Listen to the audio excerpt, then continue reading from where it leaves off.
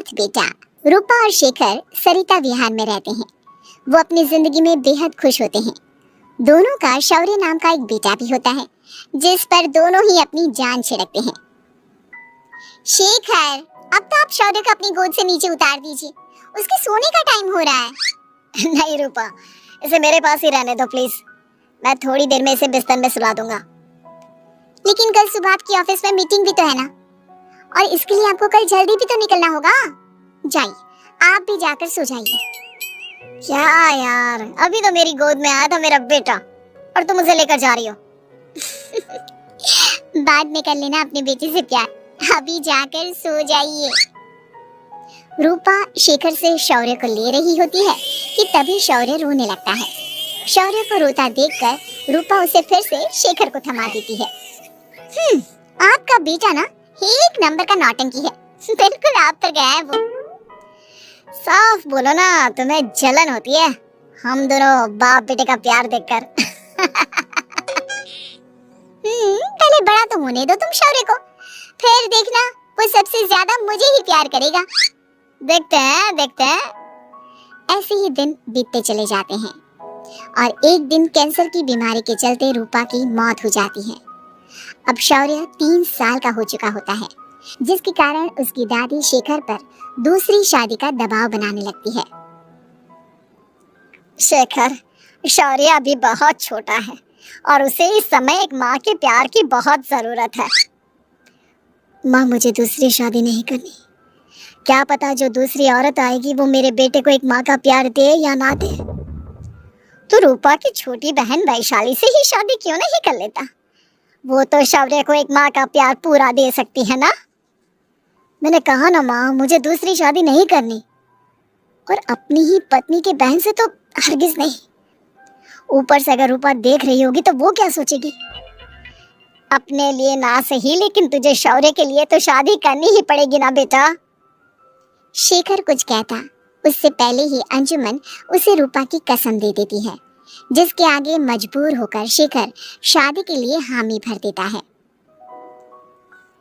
देखो वैशाली, मैंने तुमसे शादी सिर्फ अपने बच्चे के लिए की है। मैं चाहता हूँ कि तुम उसे एक माँ का भरपूर प्यार दो। शौर्य, आपके साथ साथ मेरा भी कुछ लगता है। अगर आप मुझसे शादी नहीं भी करते तब भी मेरा प्यार शौर्य के लिए कभी कम या ज्यादा नहीं होता। शादी के कुछ दिनों बाद ही शेखर की माँ की भी मौत हो जाती है। वैशाली शौर्य को एक माँ से भी बढ़कर प्यार देती है। शौर्य को लेकर वैशाली का यूं निस्वार्थ प्यार देखकर शेखर को भी उससे प्यार हो जाता है और कुछ सालों बाद शेखर और वैशाली का भी लड़का हो जाता है। लेकिन इसके बाद वैशाली का शौर्य को लेकर बर्ताव बदलने लगता है। वैशाली, मैं देख रहा हूँ तुम आजकल शौर्य का जरा भी ध्यान नहीं रख रही हो। मुझे पता नहीं था कि आदित्य के होने के बाद तुम इतना बदल जाओगी। आदित्य मेरा अपना सगा खून है और शौर्य दीदी का, फिर मैं दोनों में अंतर कैसे नहीं करूं? माँ भले ही दोनों के अलग अलग हैं, लेकिन पिता तो एक है ना। अगर मुझे पहले पता होता कि तुम इतनी जल्दी बदल जाओगी तो मैं कभी तुमसे शादी ही नहीं करता। हाँ, तो किसने कहा था आपसे मुझसे शादी करने के लिए? मैं थोड़ी ना आई थी आपके पास, आपकी माँ ही आई थी मेरे घर आपका रिश्ता लेकर। वैशाली, मुझे तुमसे ऐसी उम्मीद नहीं थी। गुस्से में शेखर अपना पैर पटकता हुआ शौर्य को वहां से लेकर चला जाता है। पापा, मम्मा मुझसे प्यार क्यों नहीं करती? क्या मैं उनका सगा बेटा नहीं हूँ इसलिए मुझसे प्यार नहीं करती? मम्मा नहीं करती तो क्या हुआ बेटा, पापा तो करते हैं ना आपसे प्यार। कुछ दिनों के बाद, आज तुझे खाना पीना कुछ नहीं मिलेगा, चल चुपचाप से अपने रूम में जाकर सो जा। माँ, अब भाई को खाना क्यों नहीं दे रही हो? बेटा तू आराम से खाना खा, इस नालायक की चिंता मत कर। एक दिन खाना नहीं खाएगा तो मर नहीं जाएगा ये। अगर भैया नहीं खाएंगे तो मैं भी नहीं खाऊंगा। तू अपने भाई का भक्त क्यों बन रहा है? ये तेरा सौतेला भाई है, सगा नहीं जो तू लक्ष्मण बन रहा है। माँ, आपको इतना भी नहीं मालूम, श्री राम और लक्ष्मण सगे भाई नहीं थे। श्री राम माता कौशल्या और लक्ष्मण माता सुमित्रा की कोख से जन्मे थे। दोनों की सिर्फ पिता एक थे लेकिन माँ अलग थी। मुझे ज्यादा ज्ञान देने की जरूरत नहीं है, ये सतयुग और त्रेता युग नहीं है, समझे? हाँ, बड़ा भाई का चमचा। इतना कहकर वैशाली वहां से चली जाती है, जिसके कुछ टाइम बाद शिखर वहां आता है और आदित्य उसे सारी बात बताता है। मुझे माफ कर दो शौर्य, तुम्हारी माँ के जाने के बाद मुझे दूसरी शादी का फैसला करना ही नहीं चाहिए था। अगर मैं दूसरी शादी नहीं करता तो शायद आज तुम्हारी ये हालत ना होती। नहीं पापा, अगर आप शादी नहीं करते तो मुझे आदित्य जैसा छोटा भाई कभी नहीं मिलता। थैंक यू मुझे इतना अच्छा भाई देने के लिए। तुम दोनों हमेशा ऐसे ही साथ रहना, फिर कोई भी तुम दोनों का कुछ नहीं बिगाड़ पाएगा। चलो, मैं तुम दोनों को आइसक्रीम खिला कर लाता हूँ, बहुत भूख लग रही है ना। शिखर शौर्य और आदित्य को आइसक्रीम दिलाने लेकर जाता है। वो दोनों को पार्क में खड़ा करके आइसक्रीम लेने जा ही रहा होता है, तभी तेज रफ्तार से आती हुई एक गाड़ी उसे कुचल देती है और उसी पल शिखर की मौत हो जाती है, जिसके बाद शौर्य की जिंदगी नर्क से भी बदतर हो जाती है। सुन रही चिरकुट, इस घर के किसी भी सामान को मेरी मर्जी के बगैर हाथ मत लगाना। इन सब पर अब तेरा कोई हक नहीं है, समझा? ठीक है माँ, मैं आपकी इजाजत के बगैर किसी चीज को हाथ नहीं लगाऊंगा। चल जाकर अब पूरे घर की सफाई कर। महज 7 साल का शौर्य वैशाली के कहने पर अपने नन्हे नन्हे हाथों से पूरे घर की सफाई करने लगता है। ऐसे ही दिन बीतने लगते हैं, लेकिन मासी से माँ बनी वैशाली को उस मासूम से बच्चे पर जरा भी तरस नहीं आता। क्यों शौर्य, ये घर में इतनी गंदगी कैसे हो रही है? ढंग से सफाई नहीं की है क्या तूने?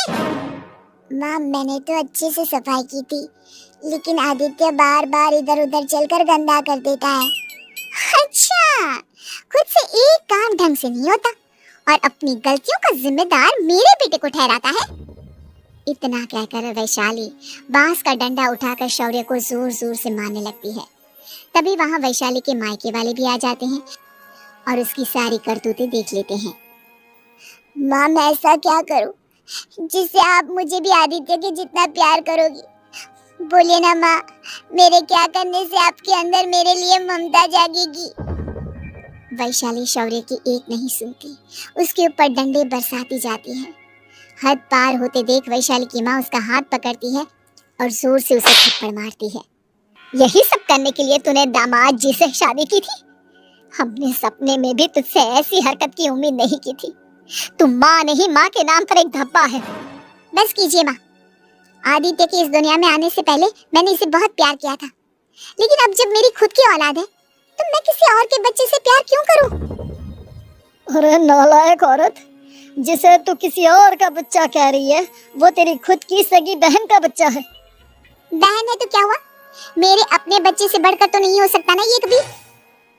अगर यही बात थी तो तू हमें पहले बता देती, हम शौर्य को अपने साथ ले जाते। उससे इस तरह प्रताड़ित करने की क्या जरूरत थी?